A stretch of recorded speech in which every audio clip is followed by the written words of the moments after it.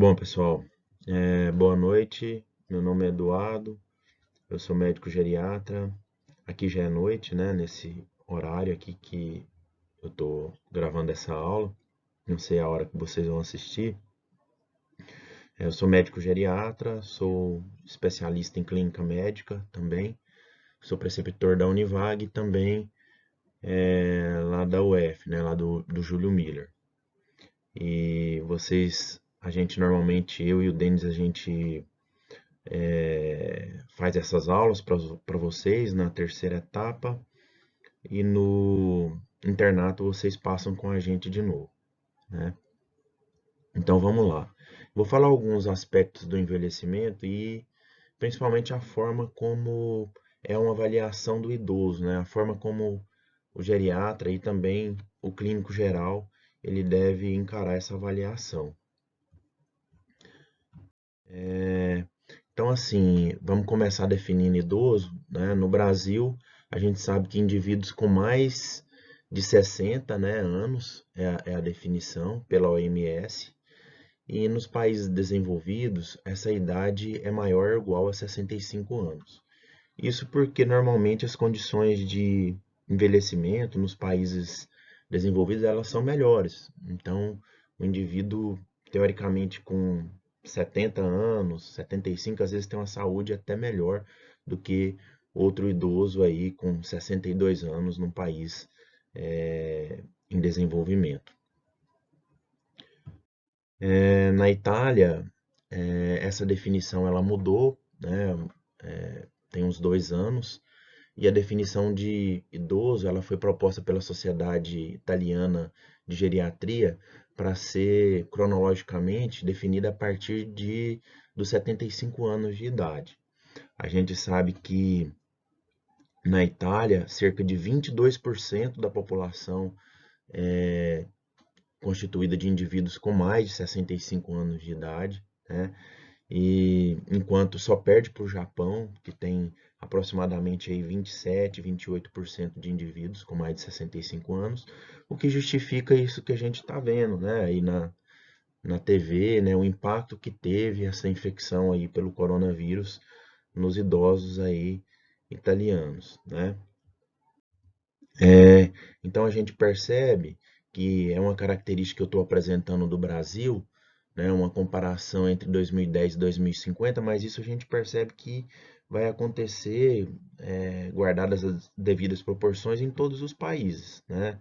Então o que a gente já vem até percebendo, né? Um aspecto, né, da pirâmide populacional, que ela vai deixando de ser pirâmide e vai ficando mais o que, né, cilíndrica. O que que significa isso? Que a gente vem tendo uma baixa fecundidade, né? Cada vez mais a gente tem menos indivíduos, né, jovens, crianças, e mais idosos. É o que a gente, né, diz aí, que tem um estreitamento da base, que é caracterizado por uma baixa fecundidade. Não é novidade que os casais, né, cada vez vem tendo menos filhos, e também um alargamento do ápice, né? Que a gente percebe aí um predomínio mesmo de indivíduos idosos, né? Então, isso acontece por quê? Basicamente por causa desses dois fenômenos que eu vou descrever agora, que é importante que vocês saibam também. A transição demográfica e a transição epidemiológica. A transição demográfica ela é caracterizada por um aumento da expectativa de vida e pela diminuição da fecundidade, que está bem relacionado a isso que eu acabei de dizer em relação à mudança da pirâmide para uma forma mais cilíndrica com o passar dos anos.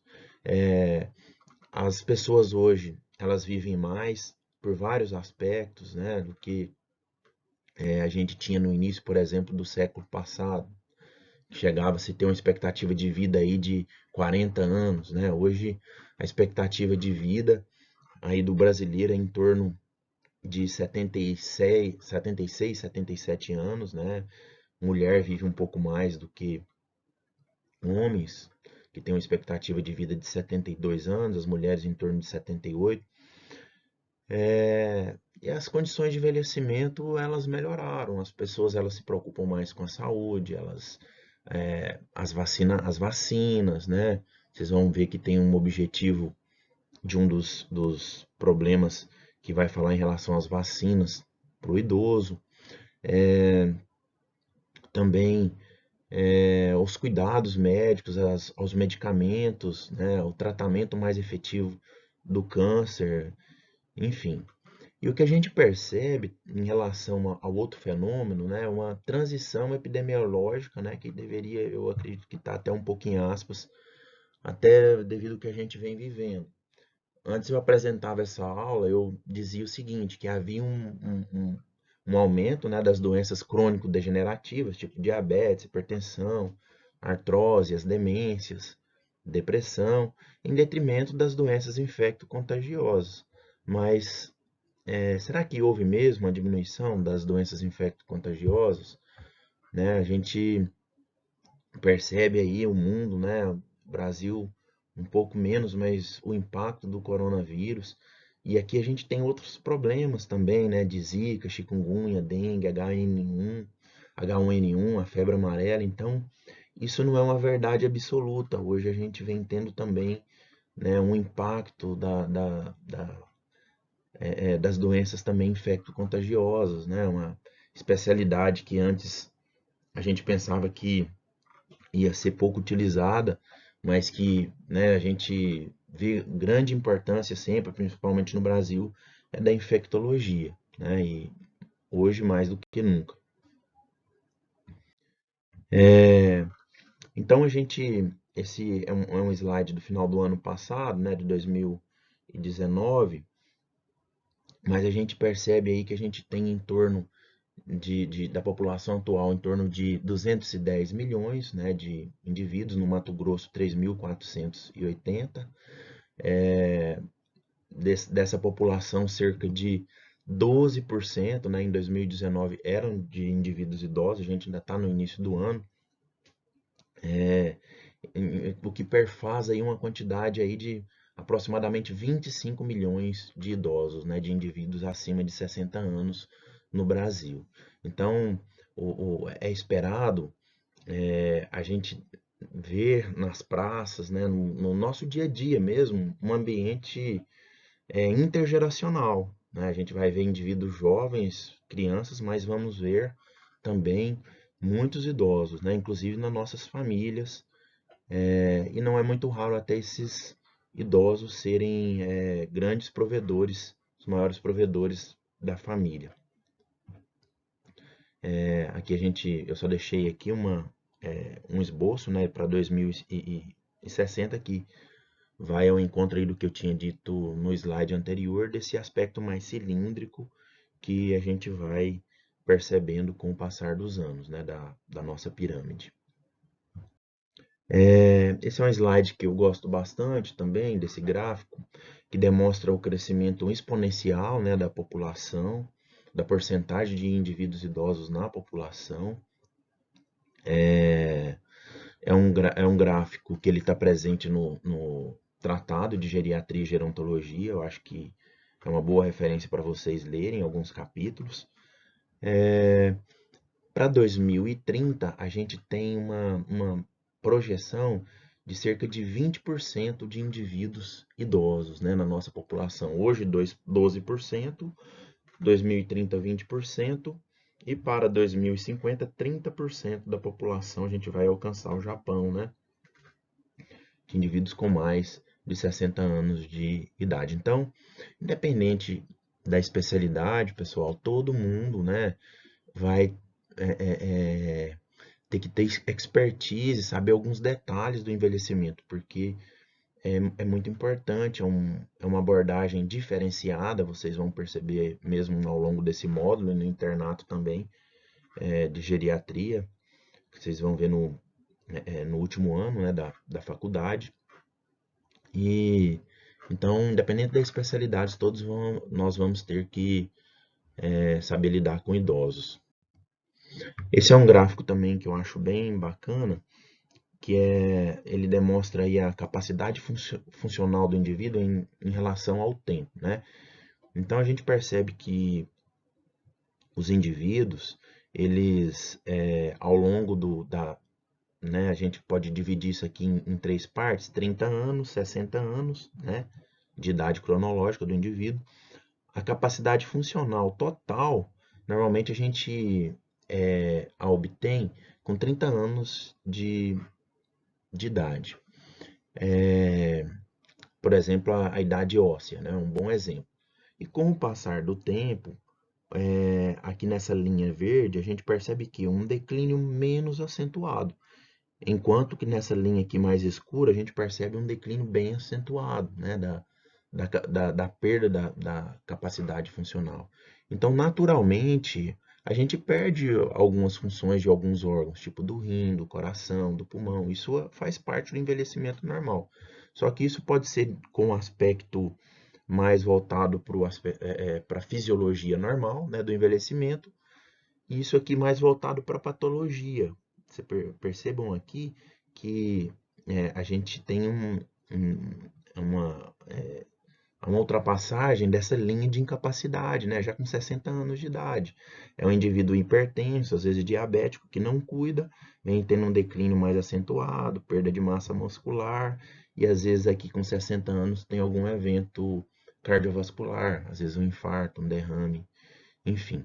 Então, é o que a gente não quer, né? Então, basicamente, nós temos dois tipos de envelhecimento, né?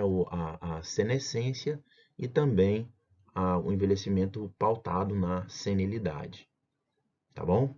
Em qual desses pontos será que vocês estão, né? Eu acho que a maioria de vocês com menos de 30 anos de idade ainda não até alcançaram, né, a capacidade funcional total, mas cuidado, né? A gente percebe que eu tenho falado muito do autocuidado com a profissão médica, com o profissional da área da saúde, porque a nossa expectativa de vida ela chega a ser até 15 anos menor do que da população geral. Então se cuidem também, tá bom, pessoal? Então a gente tem dois aspectos que eu acabei de dizer: a senescência, que é o que todo mundo, se você perguntar para um idoso como ele quer envelhecer como? Ainda com a funcionalidade preservada, dirigindo, tendo um papel importante nas decisões da casa, né? Ou seja, com autonomia e com independência. Ao passo que a gente tem também os indivíduos aqui mais voltados para a senilidade, que é o envelhecimento com dependência, né? Olha, cuidador aqui, né? É um envelhecimento com dependência. Um indivíduo ele precisa de outros, por exemplo, inclusive para se levantar da cama, para deitar, para ir ao banheiro, né? Parece até um paciente com quadro demencial, né? Assim, pela experiência que a gente tem. Mas enfim, então a gente tem essas duas formas de envelhecimento, tá, pessoal? Eu gosto também de falar disso, porque a senescência bacana, né, ela está relacionada também com o acúmulo dos quatro capitais aí fundamentais para o envelhecimento bem-sucedido, que é o capital cognitivo. É importante que os indivíduos eles aprendam novas atividades, que se submetam a desafios ao longo da vida, aprender novos idiomas, instrumentos musicais, talvez uma nova profissão, né? Então, o capital cognitivo ele é muito importante, tá? O capital físico, né? É, que ele pode ser acumulado como? Praticando atividade física, é, tendo uma boa alimentação, né? Então, é importante isso também. Da mesma forma que o capital que financeiro, para envelhecer, pessoal, é importante também a gente ter uma reserva, né? A maioria das pessoas elas acumulam, se lembram de acumular mais o que? Capital financeiro, mas os outros capitais eles também são importantes, né? E inclusive qual capital? Capital social, tá? Que é o que? Essa vida de relação que a gente tem, né? Envelhece melhor normalmente quem envelhece com amigos, né? Então, bem legal esses capitais também aí para vocês se lembrarem de orientar os pacientes e que sirvam também para nós, né? Então vamos falar agora do olhar mais voltado ao envelhecimento, né? Do modo como a gente faz essa avaliação. Isso foi criado, essa fórmula, se a gente pode dizer assim, na década de 30 por essa senhorita, né? Na época era uma senhorita, pela senhora Marjorie Warren. O que que ela fez, pessoal? Ela era uma médica em Londres que ela fez uma sistematização. Essa palavra ela é muito importante na avaliação geriátrica global. Pela uma sistematização da forma de avaliar, né? Então, tinha um hospital londrino que tinha indivíduos de várias formas lá, assim, pacientes que já davam para dar alta, pacientes que estavam em alas que não deveriam estar. Então, o que que ela fez? Ela organizou, deu alta para quem deveria ser dado alta, é, colocou os pacientes cirúrgicos numa ala, os psiquiátricos noutra, enfim. Então, ela sistematizou a forma de avaliar, inclusive os idosos da época. Então, vocês vão encontrar, eu acho que esse problema já foi fechado, né? Mas para estudar alguns sinônimos. Pode ser também dito como avaliação geriátrica ampla, avaliação geriátrica global, avaliação geriátrica multidimensional, avaliação geriátrica abrangente e até o professor Wilson, né, Jacó, ele gosta desse termo também, avaliação global do idoso, tá? Então, são basicamente esses 5 tipos, né, e de sinonímia que a gente tem. E como se procede, pessoal, essa avaliação geriátrica global? Ela se vale da parte clínica tradicional que vocês estão aprendendo aí na anamnese, né? Que é a parte mesmo da anamnese que vocês aprendem durante a graduação. E além disso, a gente tem outras dimensões, tá? Esse aspecto multidimensional, ele vem disso, né?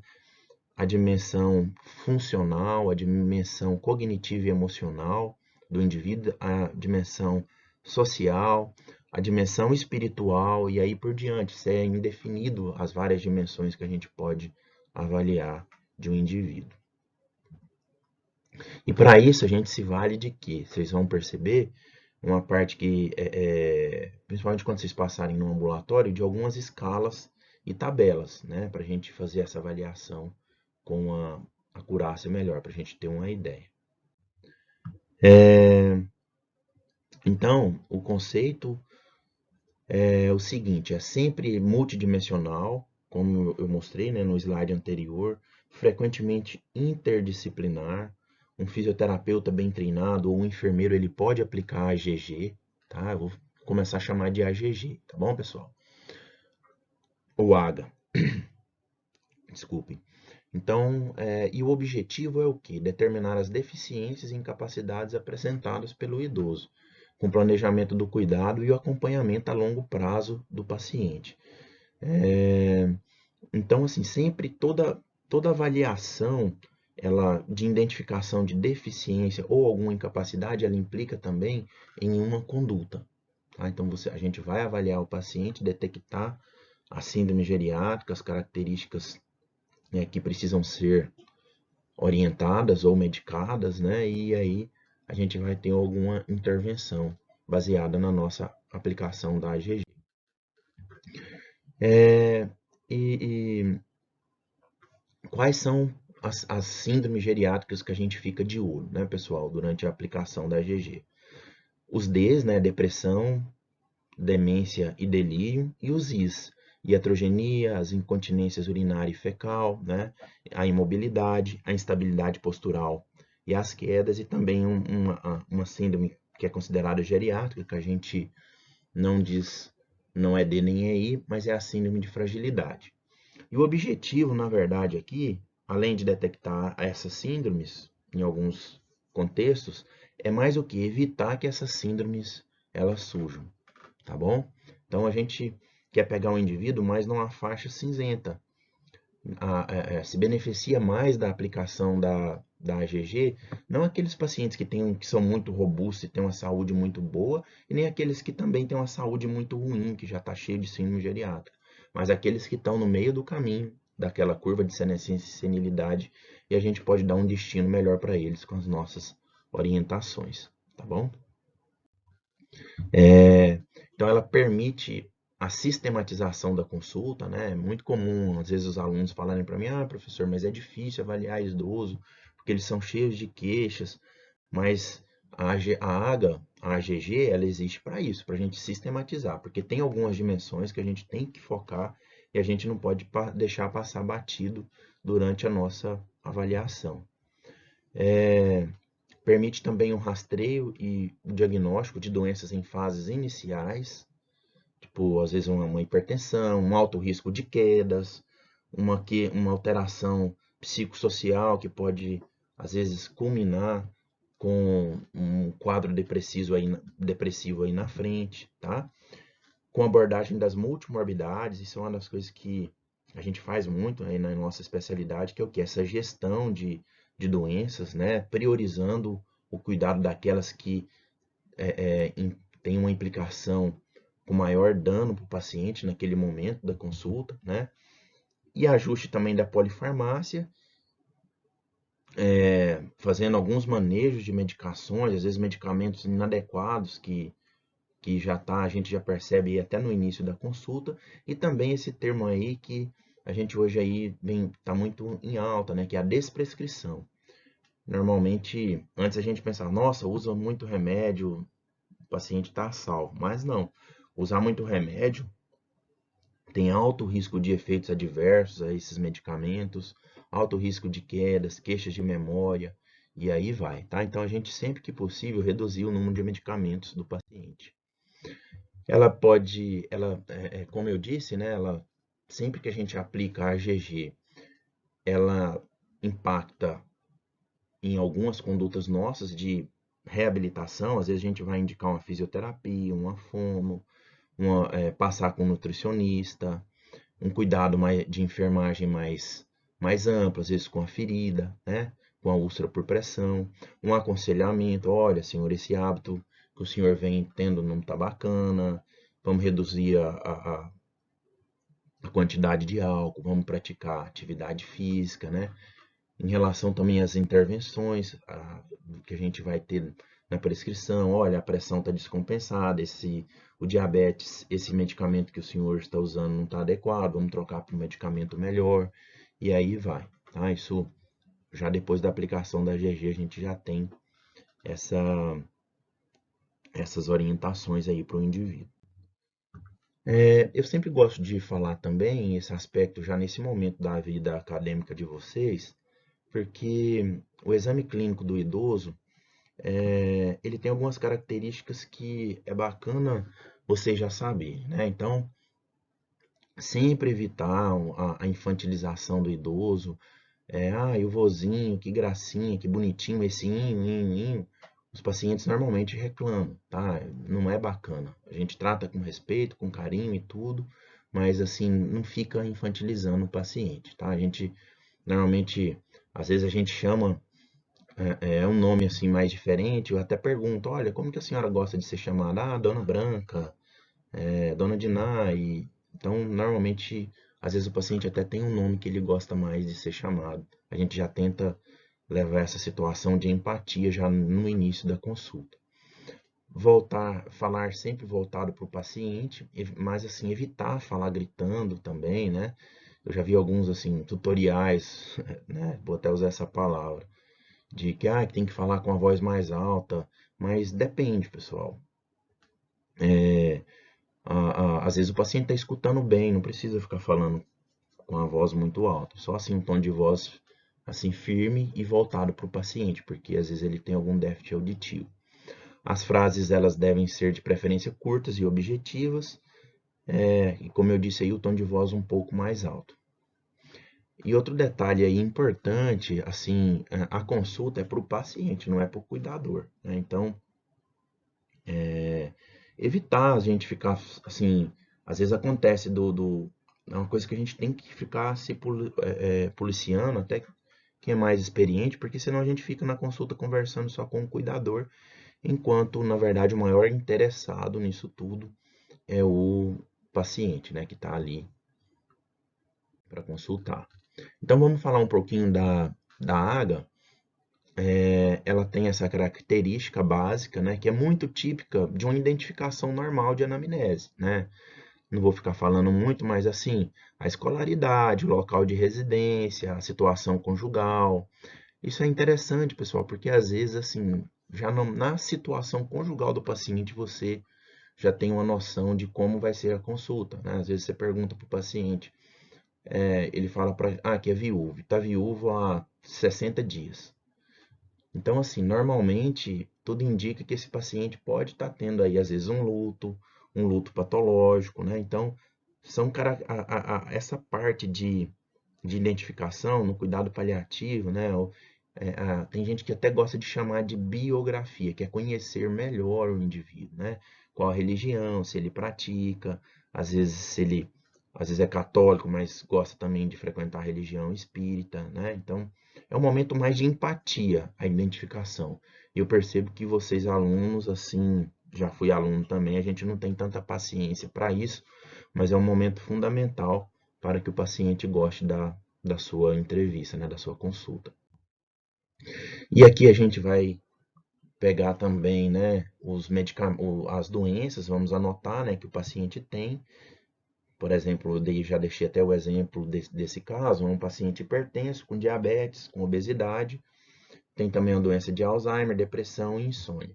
E aqui a gente coloca os medicamentos, sempre lembrar de colocar quanto de assim, a miligramas do medicamento, os tipos de medicamentos, né, como ele usa, há quanto tempo também é interessante, né? Aqui eu deixei até o exemplo da amitriptilina, que está sendo utilizado para insônia. A gente sabe que a amitriptilina é um antidepressivo triciclo que não deve ser utilizado com essa função, né? Sem falar que é um medicamento cheio de efeito adverso para o idoso, tipo boca seca,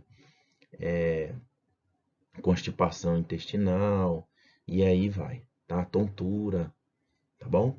Então a gente já nesse momento, pessoal, da identificação dos antecedentes e dos medicamentos do paciente, a gente já consegue ter várias inferências, né? De medicamentos que estão inadequados, de situações de heterogenia, de como esse paciente está posicionado, né?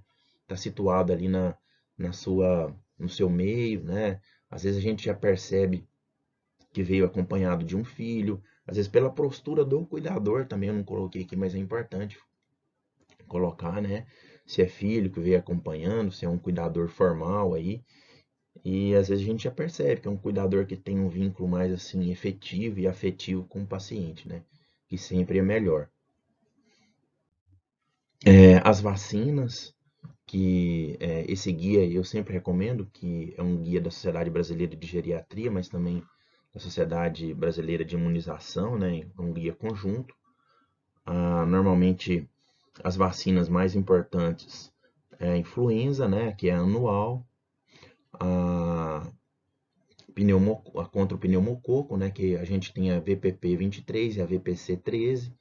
Normalmente a VPC 13 a gente não tem no SUS, mas é bacana, né, é a orientação. Normalmente esses pacientes eles tomam uma dose da VPC 13, de 6 meses a 12 meses depois toma um reforço da VPP 23 e 5 anos depois toma mais um reforço da VPP 23. Além dessas duas que são muito importantes, a do herpes zoster, que a indicação é para, normalmente são indivíduos que já teve, né, catapora, que no envelhecimento é muito frequente ter essa doença. Cerca de 1 a cada 3 idosos eles têm o herpes zoster, e além de ser muito ruim quando tem o herpes zoster, uma parcela desses pacientes evoluem com neurite pós-herpética, né? Fica com queimação, com dor aí no local que teve o herpes por longos e longos anos, o que impacta muito em redução da funcionalidade do paciente, tá? Contra também, em algumas situações, também pode vacinar contra a hepatite A e hepatite B, a febre amarela também, o tétano, né? É importante checar também se o esquema está completo da vacina contra o tétano. E também, aqui só deixei lembrando que a recomendação, como são indivíduos aqui no Mato Grosso, é que de receber a vacina contra a febre amarela, tá? Vocês vão ver aí nesse guia, tem algumas contraindicações que eu recomendo a leitura aí. Tem cada característica de cada vacina e é bem legal, eu sempre até tenho isso na minha mesa para tirar dúvida, tá bom? Então vamos falar agora da segunda parte da avaliação geriátrica ampla, né? Que é o que? A parte cognitiva, que a gente pode defini-la como um conjunto de capacidades mentais que permitem ao indivíduo compreender e resolver os problemas do cotidiano, né? A expertise, né? A inteligência que o paciente tem de resolver aquelas situações que são apresentadas a ele no dia a dia. E para isso ele precisa de alguns domínios cognitivos, como a memória, a função executiva, a função visoespacial, a linguagem, a praxia, a gnosia e a atenção, tá? Então esses são os aspectos da cognição que normalmente a gente até avalia nos testes que a gente aplica para o paciente, tá? E para isso a gente tem um mini exame do estado mental, que eu vou falar um pouco mais sobre ele, a fluência verbal para animais e o teste do desenho do relógio. Aqui está o mini exame do estado mental. A gente pergunta para o paciente a orientação temporal, a orientação espacial, né, que ele está aí no dia da consulta, tipo, que dia do mês que é hoje? Qual o dia da semana? Qual mês? Qual ano? Qual a hora aproximada? E a gente vai dando um ponto para cada uma dessas perguntinhas. Em relação ao estado, à cidade também, tá? O setor, o local genérico e ao local específico. Por exemplo, às vezes o paciente está numa clínica, né? Tem que falar que está numa clínica. E o bairro, né? Ou uma rua próxima daquela clínica, né? Para ele ganhar a pontuação, tá bom? Então, vale 5 pontos a orientação temporal e 5 pontos a espacial. E aí a gente vai perguntar para o paciente, vai falar para ele nomear 3 objetos. Normalmente a gente vai falar assim, repita comigo, seu José, né? Vaso, carro e tijolo. E ele vai repetir, vaso, carro e tijolo. E vai ganhar 1 ponto para cada objeto repetido. E aqui, pessoal, a gente vai ter um momento de distração. A gente vai, e além de avaliar também a parte de cálculo do indivíduo, né? A gente vai fazer as perguntinhas do 100 menos 7. Vai perguntar assim, quanto, senhor José, o senhor tinha 100 reais, né? Fez uma compra de 7 reais. Quanto que é o troco que tem que lhe voltar, né? Então, o paciente pode aplicar dessa forma. Ele vai falar 93. E 93 menos 7, 86. E 86 menos 7, 79. Isso por 5 vezes sucessivas. Cada vez que ele acertar, vale 1 ponto. Depois disso aqui, pessoal, vocês vão perguntar para o paciente. Senhor José, qual que é aquelas 3 palavras que eu perguntei para o senhor, né? Então ele vai repetir. Isso é a parte mais importante do teste, que avalia a memória, né? Normalmente, pessoal, os pacientes com Alzheimer, eles não lembram de nenhum desses objetos. Então, às vezes o paciente lembra de 2, muito pouco provável, eu seria capaz de apostar que ele não tem Alzheimer. Às vezes tem outro tipo de demência, mas não é uma demência de Alzheimer que acomete memória, principalmente, né? Também a gente vai avaliar a parte da linguagem, vai falar para ele, normalmente a gente mostra o relógio que está no braço e a caneta fala para ele nomear, fala para ele repetir também, né? Nem aqui, nem ali, nem lá. Se repetir dessa forma vale 1 ponto. Aqui a gente é um momento que a gente avalia a praxia, né? Essa aqui é a parte mais de gnosia, né? De reconhecimento, tá? E aqui de praxia, a gente vai dar uma folha para o paciente, vai pedir para ele pegar a folha com a mão direita, dobrar no meio, por exemplo, colocar no chão. Ou entregar para o cuidador que está do lado. Cada uma dessas etapas vale 1 ponto, tá? E também normalmente eu escrevo até na hora essa frase, fecha os olhos, e mostro para o paciente que ele tem que fazer esse comando, né? Ele vai ler a palavra fecha os olhos e vai ter que fechar os olhos, tá bom? E escrever também uma frase que tenha sentido, vale um ponto também, e fazer esse pentágono, né, com essa intersecção. Lembrando que tem que ser um pentágono fazendo uma intersecção, formando aí um losango ou um quadrado, igual foi feito aí. O minimento, ele vale 30 pontos, tá? Vocês acham isso fácil na internet, não tem tanta dificuldade. Lembrando que ele tem uma... Ele deve... Vocês perceberam que ele tem uma... precisa muito de escolaridade, né? Precisa de leitura, de cálculo. Então, a gente precisa fazer essa correção aqui para a escolaridade. Então, quando o paciente é analfabeto, é esperado que ele tenha um Minimental maior do que 19 pontos. Tá? De 1 a 3 anos de escolaridade, 23, de 4 a 7 anos, 24, e maior que 7 anos, 28 pontos. Tá bom? A gente pode aplicar também a fluência verbal para animais. A gente vai falar para ele, seu José, fala para mim em 1 minuto o nome de todos os animais que o senhor sabe, né? Pode ser animal da terra, do ar, da água. E aí a gente vai marcar no relógio, ele vai falar em 1 minuto todos os animais. Destacando que não vale assim, tipo gato, gata, né? Tem que ser animais, tem que ser nomes diferentes, tá bom? E também há uma correção para a escolaridade. Indivíduos com mais de 8 anos de escolaridade têm que falar 13 animais. E com menos de 8 anos de escolaridade, pelo menos aí mais de 8 animais. Tá? Esse teste ele é legal porque ele é bom para a nossa população, porque a gente aplica aí em torno de 3 minutos para aplicar esse teste, tá? 2 minutinhos. E é bacana para quem tem baixa escolaridade, porque só precisa conhecer os animais. O teste do desenho do relógio, que em teoria ele é muito interessante para ser aplicado para quem tem uma alta escolaridade, a gente vai falar para o paciente fazer um relógio marcando 2h45, tá? E tira nota 10 quem escreve, né? Por exemplo, 2h45. Lembrando que o 2 ele tem que estar mais próximo do 3 por causa dos 45 minutos. Então o 10 é assim. Aí aqui vocês percebam que ele não fez o ajuste, né? Do 2 mais próximo do 3. Então tirou 9. Eu não sei todos esses também de cabeça, mas assim, eu tenho isso. Olha, percebam esse relógio, né? Eu, por exemplo, já vi um engenheiro civil fazer um relógio desse, sem ponteiro. Então, provavelmente há algum dano cognitivo nesse indivíduo, né? As deficiências sensoriais, a audição a gente já percebe pela anamnese. Pode ser aplicado também o teste de sussurro, que a gente se posiciona atrás do paciente e sussurra algumas palavras. Na prática, é muito pouco utilizado.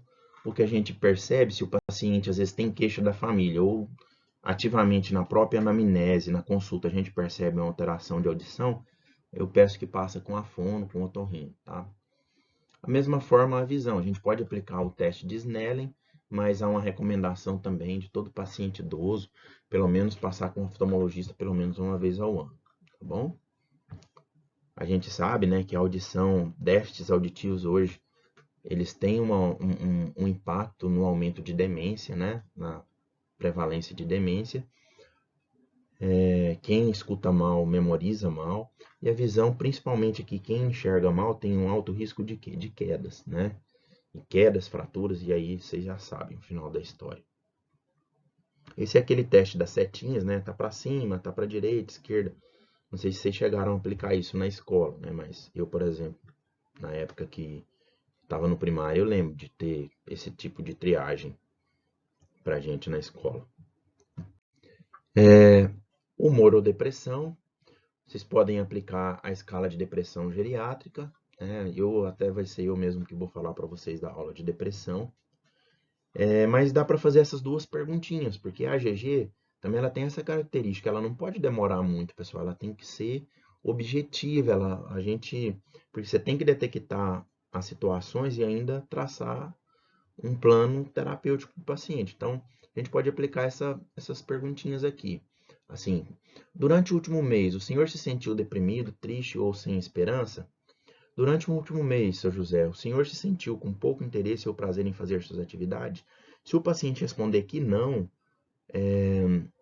tudo indica que esse paciente não está deprimido. Agora, se ele responde que sim, alguma dessas duas, aí vale a pena a gente aplicar, por exemplo, a escala de depressão geriátrica ou, ou até o DSM-5, né, que eu gosto bastante também para dar diagnóstico de depressão. Lembrando que a depressão no idoso ela pode ter alguns sintomas atípicos, né? Às vezes o paciente que tem queixa de memória, na verdade está deprimido, dores generalizadas, ansiedade, medo excessivo, e de fundo aí, às vezes até dor abdominal, e de fundo a gente tem um quadro psiquiátrico de base, tá? Aqui é a escala de depressão geriátrica Dias-Savage, foi criada em 1983 para é uma escala bem básica, né, que a gente vai fazendo perguntinhas para o paciente, né? O senhor se sente satisfeito com a vida? Interrompeu muito de suas atividades? E aí a gente vai pontuando, né? Sim ou não. Não tem muito segredo, pessoal. E quando o paciente ele pontua mais de 7 pontos, né? Normalmente aqui a gente tem um indivíduo com depressão, tá? Eu gosto mais da. Só voltando um pouquinho, né, ao slide anterior, eu gosto mais do DSM-5 para fazer diagnóstico de depressão. Achei ele mais dinâmico, mais rápido, mas é importante vocês aprenderem a aplicar o GDS, tá? Vamos falar agora da funcionalidade, que é um aspecto é uma dimensão que permite o indivíduo ser o quê? Independente. A cognição faz com que o indivíduo tenha a cognição e o humor, tenha autonomia para decidir levar a vida da forma que acha adequada, né? E a funcionalidade, ela tem uma relação mais com a capacidade de ser independente, tá? Tem várias escalas de funcionalidade. Katz, Lawton, Pfeffer, que é aplicado com cuidador, Bartel, o Karnofsky, né, que é o KPS, é uma escala que eu acho bem bacana, que a gente utiliza ela muito em pacientes com câncer, né? Porque se o paciente tem uma funcionalidade muito reduzida, tá acamada, normalmente o paciente não tem nem indicação por exemplo, às vezes de quimioterapia ou de algum exame mais invasivo. E também essa escala, esse VES 13, né, que é uma escala mais de vulnerabilidade. Também é bacana, mas a gente não aplica tanto na prática clínica. Aqui eu vou falar basicamente para vocês as atividades básicas de vida diária que permite o indivíduo cuidar de si mesmo, tá? Que é a capacidade de tomar banho, a capacidade de se vestir, se higienizar, de realizar transferência, continência, alimentação, né? Às vezes tem perguntinha de prova assim, tomar banho sozinho, né? Ou capacidade de se higienizar faz parte das atividades básicas de vida diária. É bom vocês saberem, né? Como que a gente aplica isso na prática? Às vezes eu faço uma pergunta geral, assim. O senhor José, ele consegue ir ao banheiro, se higienizar adequadamente, consegue tomar banho, consegue se alimentar? Aí eu já pergunto num contexto só isso tudo, tá? Mas isso tem uma serventia também para pesquisa, né? Essa, aqui tem uma forma que às vezes eu até demonstro que tem a pontuação, tá? De 0, 1 e 2, e a gente vai dando essa pontuação para o paciente, e a partir de uma determinada pontuação a gente diz se o paciente é dependente, independente e assim por diante, tá? Normalmente são as atividades básicas que eles perdem por último. Já nos quadros demenciais, as atividades instrumentais de vida diária, elas permitem o indivíduo a ter uma vida de relação, né? Assim, a capacidade de preparar a refeição para a família, de realizar as tarefas domésticas, de usar um meio de transporte, lavar e passar roupa, manuseio de medicamentos, capacidade de usar o telefone, manusear dinheiro, realizar compras, arrumar a casa. Então, vocês percebam que são atividades mais complexas, são atividades mais corticais, né? E são características que os pacientes com demência de Alzheimer, por exemplo, eles perdem primeiro. É muito comum, às vezes, numa consulta, às vezes a queixa principal do paciente ser assim, doutor, Meu pai, ele tem se perdido no bairro. E ele mora nesse bairro a vida inteira e esses dias ele saiu e não conseguiu voltar. Então já é um problema aí, né, de praxia, de função visoespacial, de memória. Então tem uma alteração cognitiva aí, tá bom? A funcionalidade, ela diz muito respeito se o paciente ele é independente, mas está muito relacionado também à parte cognitiva, tá?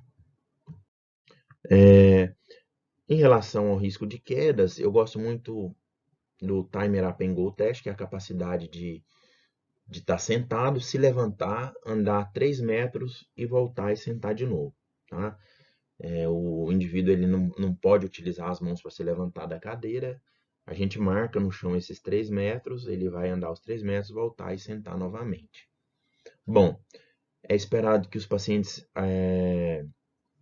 realizem esse teste em menos de 14 segundos. E além dessa parte de cronômetro, a gente também pode ter uma análise da forma como o paciente anda, né? Se está desequilibrando, se tem uma marcha instável, tem uma característica também aí, mais assim, de interpretação também qualitativa da marcha, né? Quantitativa e qualitativa, tá bom?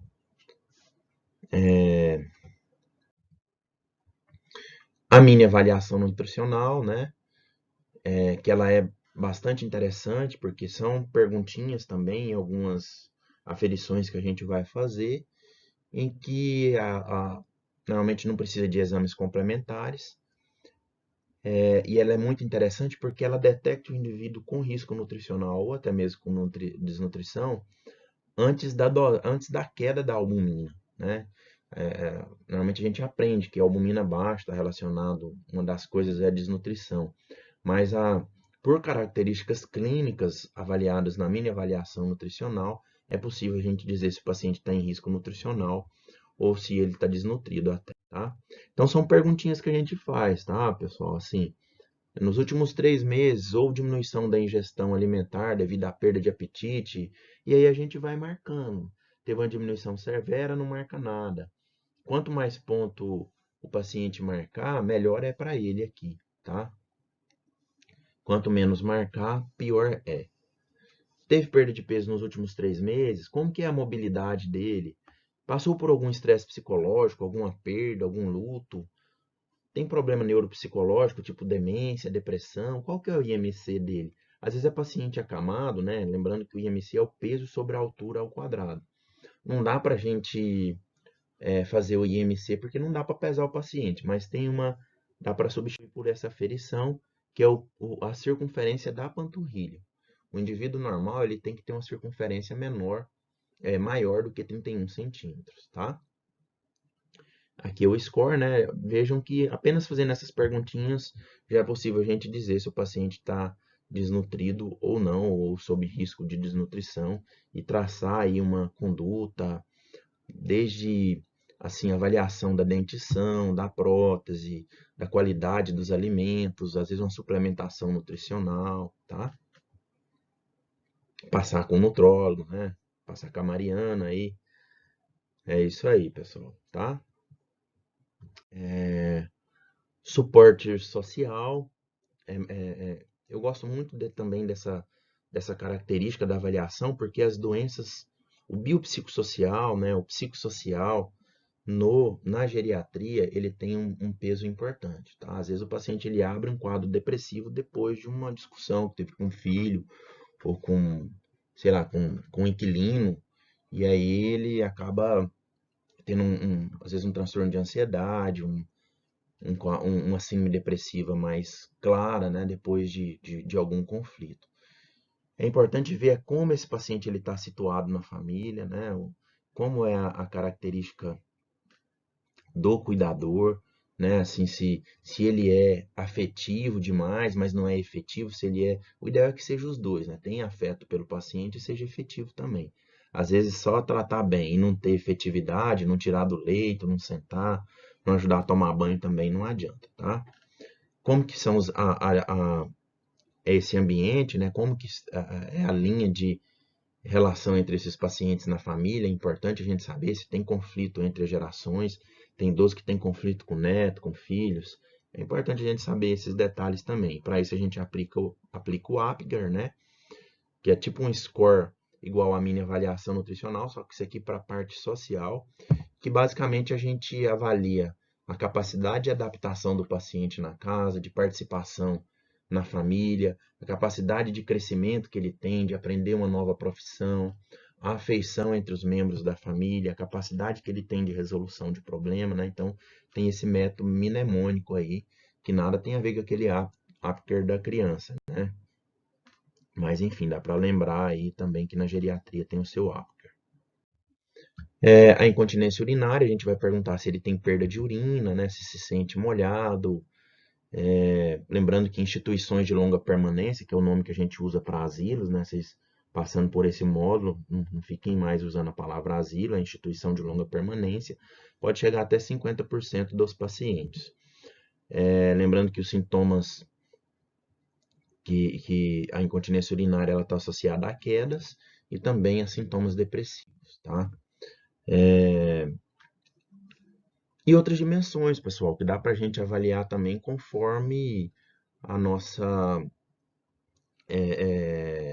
o ambiente em que a gente se encontra. Por exemplo, às vezes a gente está aplicando uma avaliação geriátrica global numa ILP, numa instituição de longa permanência.